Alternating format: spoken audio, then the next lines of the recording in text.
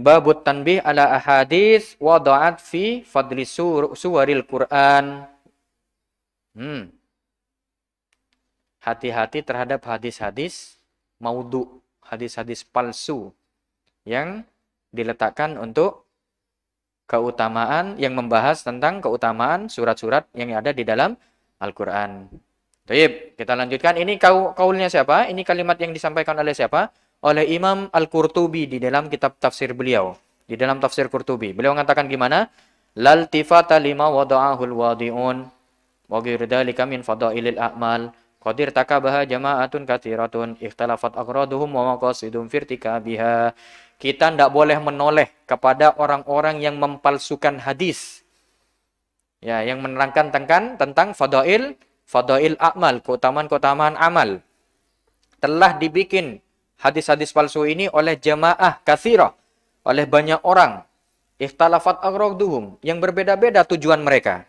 Maksud-maksud mereka juga berbeda. Apa itu? Yang pertama, ini silakan antum catat. Ya, antum garis bawahi, ini penting. Ini hal penting yang harus kita pelajari juga, yang harus kita ketahui. Famin kaumin minaz zanadiqah, dari zindik. Zindik ini apa? Orang-orang yang mau merusak Islam dari dalam. Dia mengaku Islam, tapi aslinya bukan Islam. Tapi dia mau merusak Islam dari dalam. Itu zindik. Jamaknya zanadiqah.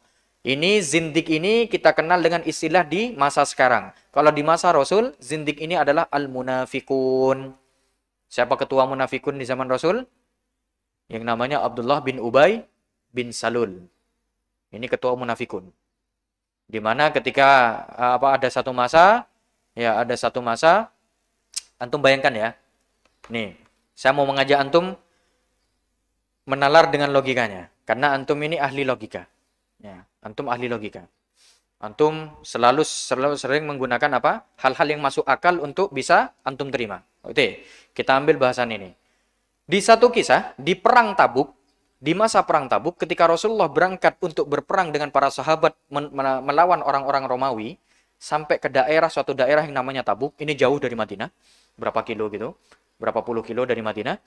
Nah, sesampainya Rasulullah, sebelum sampai Rasulullah di sana, yang disuruh jaga sebelum berangkat, yang disuruh jaga Madinah waktu itu, ngurus keluarga beliau dan kaum muslimin yang ada di Madinah, ini yang diutus oleh Rasulullah adalah Sayyidina Ali bin Abi Thalib. Antum bisa bayangkan sendiri, Sayyidina Ali, yang kehebatannya luar biasa, ya, keberaniannya luar biasa, yang beliau di perang Khandaq melawan Amr bin Abdi Wud, atau Amr bin Wud kata Abi itu, namanya yang mana? Itu beliau menunjukkan keberanian luar biasa di mana para sahabat gak ada yang berani waktu itu untuk maju.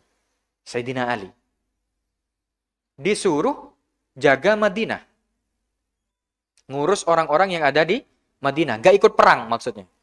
Datanglah orang munafik. Apa yang dikatakan ke Sayyidina Ali? Ya Ali, kamu sudah gak dianggap sama Rasulullah. Kamu orang hebat, kamu menantunya, kamu orang yang terpandang, kamu seorang pahlawan, tapi kamu gak diterima dan gak dianggap oleh Rasulullah. Makanya kamu gak diajak perang. Antum bayangkan ya, andai kata antum dikatakan seperti itu, maaf, ada salah seorang dari antum terus dikatakan, kamu tahu, ngapain kamu ikut Abihya? Abihya itu orang gak beres. Antum mau percaya gak kira-kira? Gak akan. Ngapain saya percaya sama orang kayak gini? Saya tahu dia orang munafik kok. Gak akan saya percaya. Apalagi saya tahu sendiri gimana Abihya, kan begitu. Pasti pandangan kita seperti, ini baru kita. Sayyidina Ali dikatakan begitu oleh orang munafik, beliau langsung ngejar Rasulullah. Ngejar Rasulullah. Sampai ketemu dengan Rasulullah, beliau katakan apa? Ya Rasulullah, saya dikatakan begini. Apakah benar yang dikatakan Rasulullah? Enggak, ya Ali. Akhirnya diberi ketenangan oleh Rasulullah sampai mengatakan apa Rasulullah? Saya mengutus kamu. Ya, sebagaimana bimanzilati Musa ala Harun. Seperti kedudukannya Musa dengan Nabi Harun. Berarti seakan-akan Nabi mencontohkan, saya Nabi Musa, engkau Nabi Harun. Di mana ketika Nabi Musa berangkat untuk munajat ke Bukit Tursina, yang diutus untuk menjaga Bani Israel, Nabi Harun. Sampai diberikan apa istilahnya? Pelapang dada seperti itu sama Rasul. Sekarang yang jadi pertanyaan kita, coba antum pikirkan, sekuat, setinggi keimanan Sayyidina Ali bisa termakan sama orang munafik.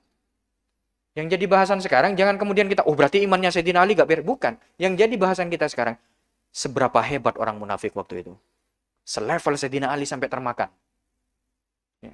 Selevel Sayyidina Ali sampai termakan hasutannya. Coba, untuk bayangkan. Berarti sehebat apa orang munafik di zaman Rasul ini. Makanya waktu itu saya mikir gini. Makanya sama Allah sampai dikatakan apa? Jahidil kufar wal munafikin waghlud alaihim. Ya. Berjihadlah engkau melawan orang kafir dan orang munafik. Coba, padahal mereka sesama muslim. Tapi saking bahayanya mulut mereka ini. Hasutan mereka saking bahaya. Selevel Sayyidina Ali loh. Kena. Apalagi kita. Coba antum bayangin. Andai kata satu orang munafik di zaman Rasul datang ke zaman ini. Hancur kaum muslim sekarang. Iya nggak?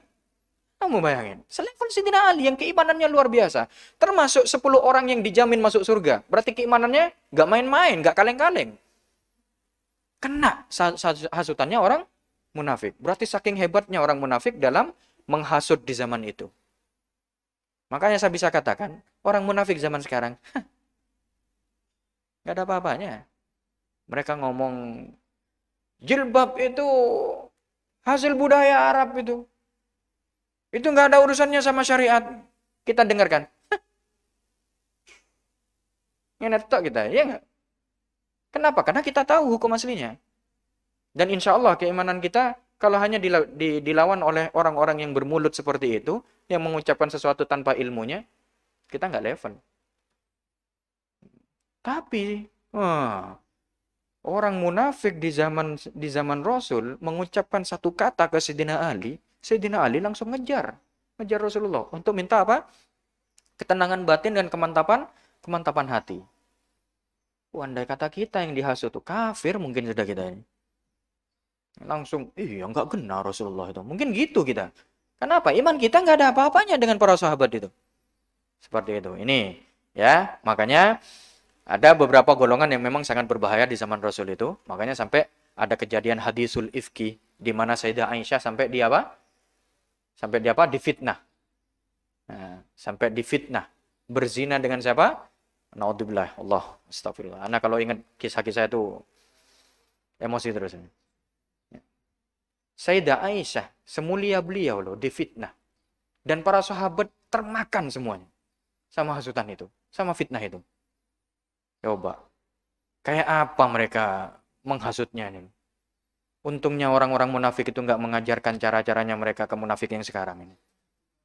Andai kata ada tutorial dulu itu. Waduh, habis kita. Ini loh caranya menghasut orang muslim tuh begini. Nah, habis kita sekarang. Untungnya munafikin sekarang nggak terlalu sehebat mereka. Ini disesuaikan dengan zaman lah. Ya, sesuaikan dengan zaman. Zaman Rasul, pimpinan terhebat kaum muslimin, di mana ketika Rasul mengucapkan satu ayat, dua ayat, banyak orang yang masuk Islam, ya musuhnya juga orang yang berbahaya. Mengucapkan satu, dua, langsung mereka murtad. Kan begitu.